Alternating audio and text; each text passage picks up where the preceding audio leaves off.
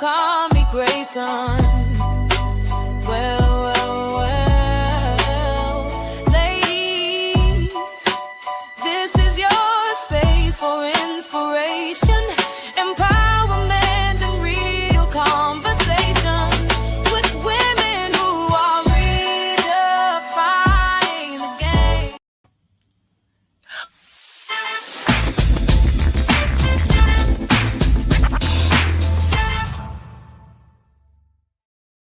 Well, welcome to another episode of SKST Radio, and you tuned in to the Cammie Grayson Show. And tonight is International Women's Kickoff for Girl Talk. So I am so excited because you know what? I got an international woman, shero, powerhouse with me today, and she goes by the name of Varonika Wilson. Yeah, Wilson. Yeah. That's my baby girl. Hey, Veronica, welcome to the show. Hello. How are you? I'm good. How about you, girlie? I'm doing spectacular. Thank you for asking. I appreciate it. Oh, absolutely. Now we are here to learn about you. It's your day, honey. See that pretty girl behind me on this side? Yeah, that girl right there. Yeah, I want to learn all about her. Isn't she beautiful? This picture, she looks just like her mother, guys. Just like my mom. Like her mother. And so that's why I picked it, because you look just like your mother. Mm-hmm. And so, but anyway, tell people who you are and what you do. So, hi, everybody. My name is Varonika Wilson. I am a native of Dallas, Texas, born and raised. I do a lot of things, but first of all, I love to start off by saying I'm a servant. So I just wear many hats. I serve in all capacities, but the things that I'm very proud of is being a mom.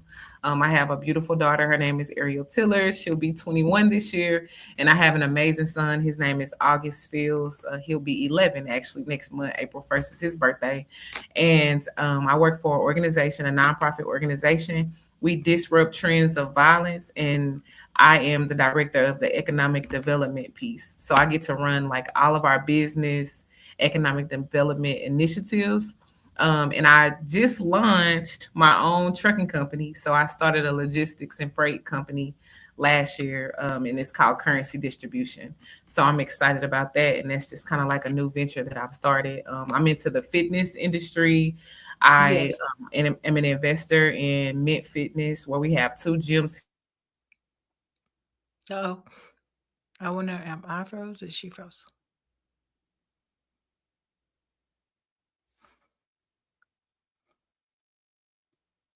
It's buffing. Okay. And that's me. That's Varonika. Oh, that was you? Okay. I was about to ask too nice. Is that me? So finish telling us about the last little bit you were saying. Oh, so I was saying I'm into health and wellness as well. So I do fitness. Currency Fitness is also my brand. I have my C Corp is Path to Currency, and then I have my umbrella companies under it. So I have Currency Distribution, Currency Accounting, and then Currency Fitness up under my Path to Currency corporation. You sure you're not my daughter? I should. Because we're talking special case specialties, Cammie's Closet, Cammie's Collection, Cammie Grayson PR Agency, and SKST Radio Network and Podcast. It all aligns together. That's the family, right? Right. Oh my gosh, girl. So you're doing so much. Mm-hmm. So, and I know, and you're a great mother. I mean, I'm always seeing you with the girl, with your daughter and your son, and August is just growing. I mean, man, he gets his little medals and stuff, you know. Yeah. So I kind of live through y'all by social media, I guess. Right. I don't bug y'all, but I do check on you. You know what I mean? Right. And so, but I am so proud of you. If I've never said that before, I'm very, very proud of you. And so keep going, don't stop, and just tell people how hard it is to get where you are, because the way you making it look like it's just so easy, and it's not, right? And you really have to work hard for this. So tell us a little bit about the struggles of owning so many businesses. Well, I think for me, just learning from my past experiences, I was blessed to become a homeowner at the age of 19.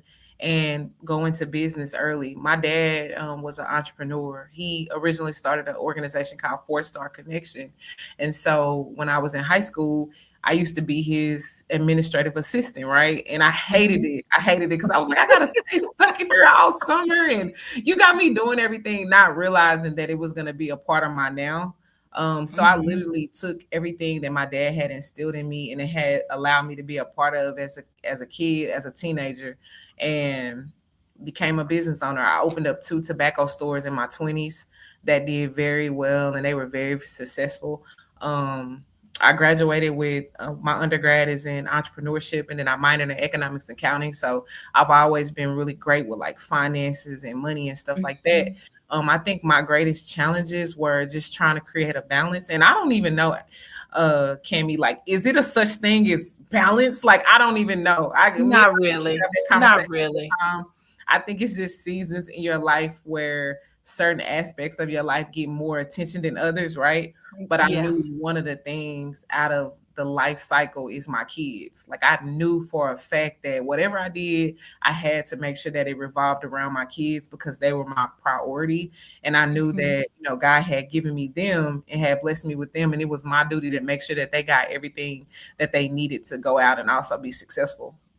So, and you know, going into business with business partners that you got to research your business partners, because I did go into business with a business partner that had like bad credit. She had charge off stuff on her, and you know, it was like a friend of a friend, and I was like, oh, okay, we had some similarities and ideas. So that's one thing that I, you know, recommend that women and men that are coming up that want to get into the entrepreneurship world, please make sure you research and vet the people that you're going into business with, because that really matters.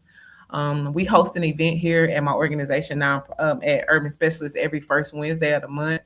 And one of the things that we pride is collaboration, right? But we have guided principles like agility, redemption, innovation. Like, you have to be able to align with our guided principles to even come in this space and work with us. And you have to have guided principles as you're out there trying to figure out who you would like to go into partnership with. Because I know you probably have had some challenging experiences with some business partners, right?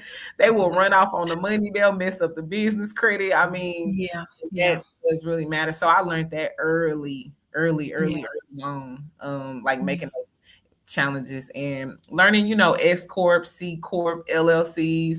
Make sure you get you an accountant. I had some tax issues that came up, and it's crazy because outside of business, I have 17 years of data and being working in like all different banking industries. So you would think that I do better, but you cannot mix personal and business money. Like, I mean, you know, but those are challenges though, because I've had to face that myself, and it took my partner to say, hey, you know what, we need to get more accounts. You know, if that's what it's going to take to separate the two. Yeah. But it was crazy because, you know, when we first started the studio, it wasn't making it, it wasn't taking care of itself, right? And so I was actually spending money out of you know, Cammie's fund to kind of fund the studio to, you know, to get it where it is now. And honey, that's hard. That's really hard. But I mean, you're absolutely right though. You're absolutely right. So just learning those things. That's why I love our program, the Bishop Omar School of Entrepreneurship, because while I was in the banking business, the monies that I was giving out thousands, hundreds of thousands of dollars to people, and they didn't look like me. And so when I came to my community, and I'm like, why y'all don't go get the money? Or like, even with the PPP stuff, granted, it was people that was doing PPP illegally, right? But it was people that was also doing it correct as well. And I was explain PPP. What is that? The PPP was the monies that came through from the COVID relief. So those companies that was impacted by COVID, the SBA gave out PPP loan money, right? Grant money. Originally, it was supposed to just been like seed money, but a lot of the monies end up being forgiven, right? But the only way that the money was 100% forgiven is if you did actually what you said you were going to do with the funds.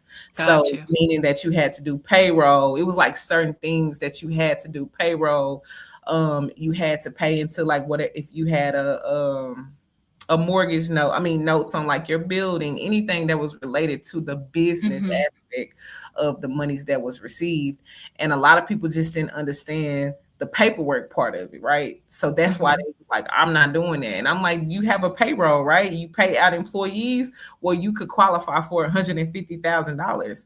It's helping Wow. keep your people afloat, right? But people didn't understand the concept of it. It was like, nah, I don't want to touch that money. I don't need it. And I'm just like, yes, you do. You really do need it. And then when they were able to forgive it and the SBA came back and said, hey, we're forgiving these loans if you're able to show what you actually utilized the money for from a paperwork process, people was like, dang, I missed out on it. And I was like, yes. So that's when I realized, like, I have to make sure that I get into my community and I make sure that they get everything that they need from a paperwork process perspective, because we as Black and brown women especially miss out on so many opportunities. Yeah, yeah, yeah. So that's one reason why you are my shero, because even myself, I've been in business for forever, and things have changed since I graduated, right? From 87, Right. things have changed a whole lot. And so I still have to learn a lot, even though I'm a business major, it's still a lot that I don't know. And I look to people like you or our tax lady, Miss Deidre, she'll tell you what's going on, in the tax world and what you need to do and what you don't need to do and things like that. So we got to always keep sheroes on top so we can continue to learn, especially people like you who are willing to give us those nuggets, Right. And Right. so, And you know what? After we actually had a conversation the other day, I actually have some partners that I want to introduce you to that actually fund in the area that you guys are in. So, when we get off this call, I definitely got some people that I want to actually just put you in an email with that can Okay. help you with like grant opportunities and also line of credit for the business that you do, because they specifically target when you're in the southern sector communities, because they realize that it's an economic disparity. And I teach people that you don't only have to go get money from banks. You can also get money from CDFIs, because the CDFIs are specifically targeted for those low income communities. And if you service in those low income communities, the monies are there for you and the aid is there, but you just don't know that it's there. You have to build relationship with bankers.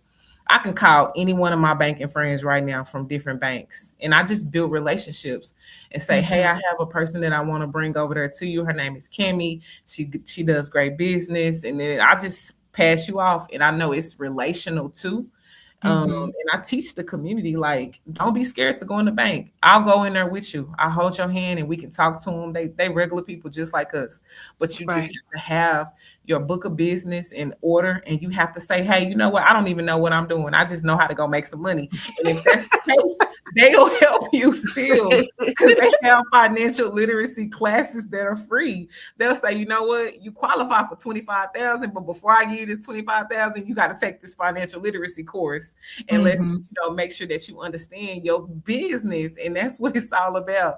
Like, I'm not giving you some of my money and then you're gonna default on your loan, or you're gonna default on your line of credit. That just doesn't even make sense for both of us. It doesn't make sense. And so that's amazing though. And people, they get nervous, they get scared, because they feel like they might fall short of everything that she was just talking about. So that's that's interesting. I mean, it's good to know that it's more people out there that feels that way. You know what I mean? Right. And yeah. So I'm seeing, and again, education. I mean, knowledge is power, and if you don't know what you don't know. No, you don't. And that was another thing. Like, do not be scared to ask questions. When you go into those rooms, I tell people I don't even want to be the smartest person in no room, because I want to be able to ask people questions that I don't know. I was limited on being able to invest. When you become an executive in banking, it's certain investments that you can't do. You can invest in like 401ks and IRAs and things like that, but they still limit like stock options and stuff that you buy. So I'm just now getting into learning more about stock, learning how to do the market, do trading, do day trading, stuff that I wanted to do once before. But I have a mentor. I have somebody that be like, Veronica, come on, let's get on. And I'm like, all right, I'm ready. I'm taking notes. And I'm like, what is the option? Tell me that again. Like, and I went to college. I have an MBA. But when you don't use certain language and certain Mm-hmm. aspects of things Mm-hmm. that you learn, you lose it. So Yeah. I know my lane, and I'm okay with saying, hey, these are my competitive advantages and these are my weaknesses, and where I'm weak at, I give somebody like you, like what this just happened with all this. I was like, that was amazing. I was like, this is so cool. I think that is cool, like what you do, how the people came on, and I was like, so, I was very impressed with that. So I was like, okay, if I ever need some marketing help, I know who to call. Kimmy, I'm gonna call you. Can you help me with my marketing? This is absolutely. That's what we do. Because you're an expert at that. That's not my competitive advantage. And one thing I want to tell the women is we got to do better with supporting one another. Like, Yes. I'm okay in knowing when it's your season, because I have people around me when it's their season. Girl, let me help you out. Oh, you wear a size 10 here. You can wear these shoes. They look better on you. Wear this lipstick. Know that hairstyle is not good, and this is what form fit into your body. But we gotta learn how to be honest with each other. Yeah, exactly. Not just to tell people what they want to hear. Yeah, I'm with you, girl. I'm with you. Yeah, you are my baby. Because I'm like, tell me if something ain't right. Like, my granny raised me, and I tell people, like, I grew up wearing big girl draws. Like, I don't know all the underwear to wear under dresses sometimes. Like, you might have to say, sis, we're going to have to stop at the toe and get this kind of underwear that got the visit. I was like, okay, I'll receive it. I promise I do. And it's something as small as that, because we, as us celebrating us as women, Black and brown women, we have to be there for one another. Y'all see, they trying to segregate us again. Yeah. They're trying to separate us again. So we have to even be more in tune and just work together. Yeah, absolutely. Absolutely. Well, we're going to take a quick break and we'll be back. I want to learn more about that trucking business. Okay. From the heart of the coast where the waves rise high, Bay magazine, we lift and amplify. Stories of love, of strength, of pride. Giving back, standing tall, side by side. We are the rhythm, we are the voice. Community rising, making bold choice. On short drive, we shine, we soar. Bay magazine, forever, evermore.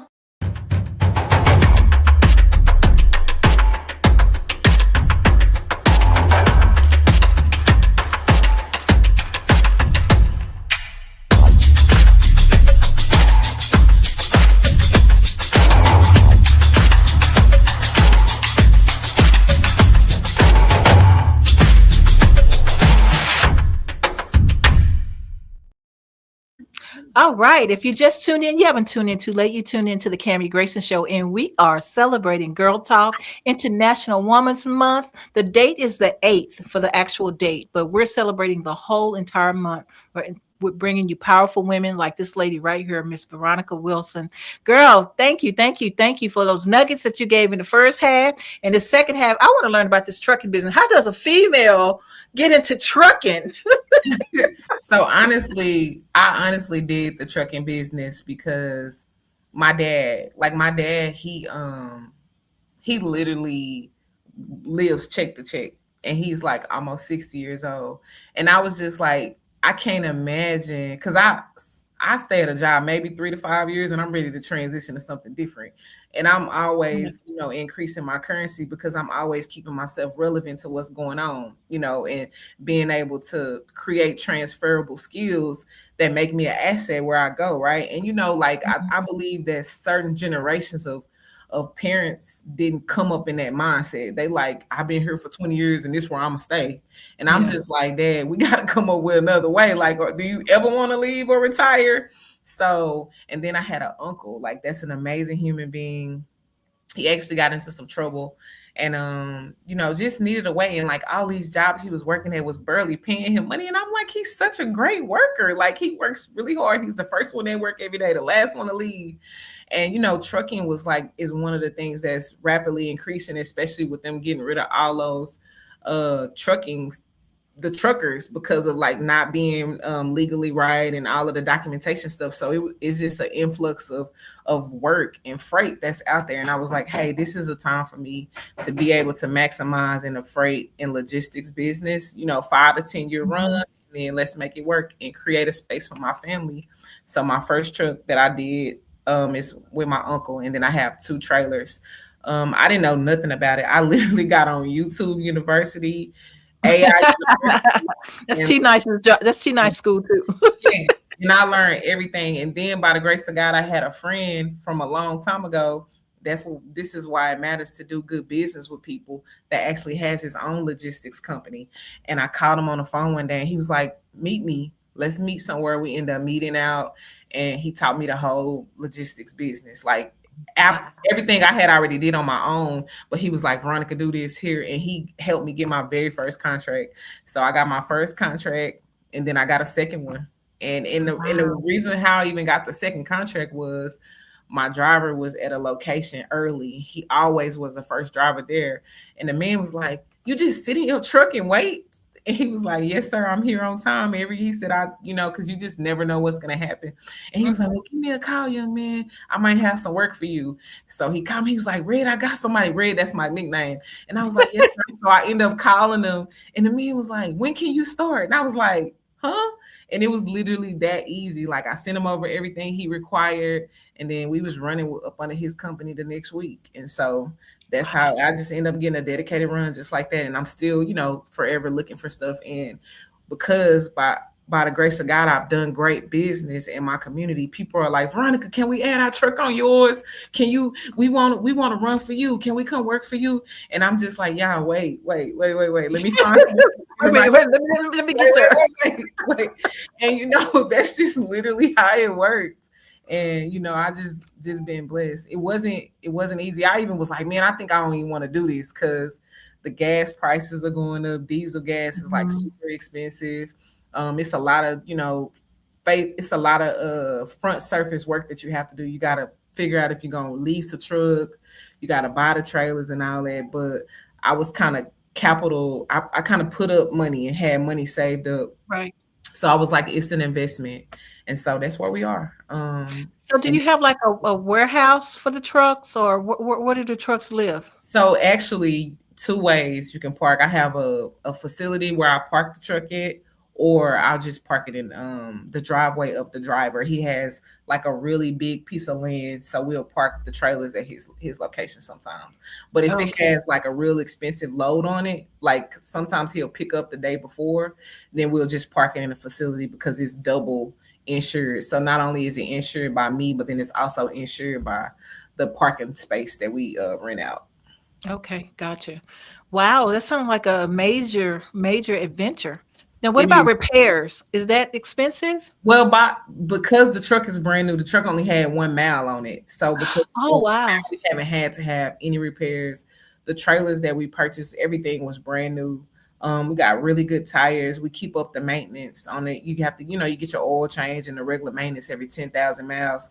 So we haven't had to have like any repairs, but just based on experience and listening to some of my peers, like maintenance can be very tedious. Yes. So we have gap insurance. So, gap insurance also covers like any additional outside of once you go over the 100,000 mile warranty. So I believe, it's going to come with the territory, but when that comes, I understand the concept of putting that additional to the side for those what if situations. Right.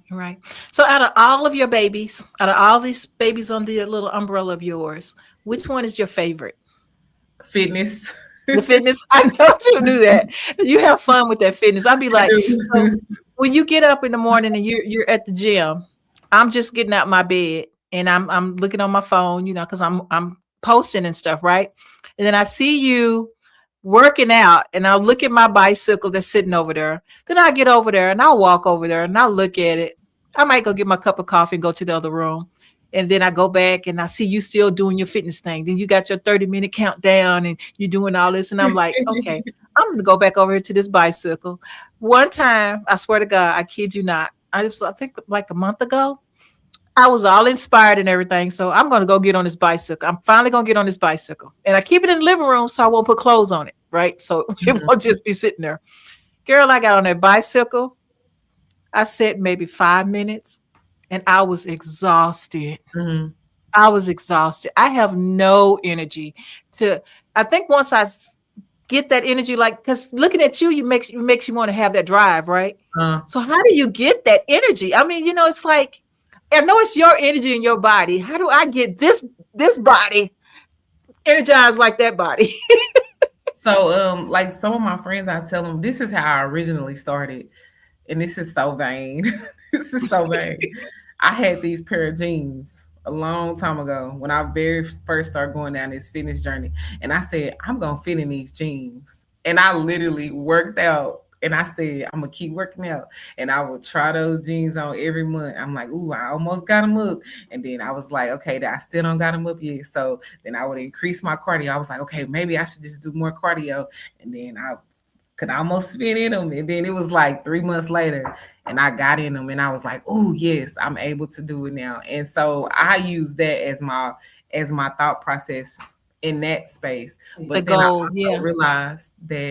I also realized that it was, it was a challenge, Yeah. that it helped me mentally, that it was really Yeah. helping me mentally. So I just need to get myself together mentally. Yeah.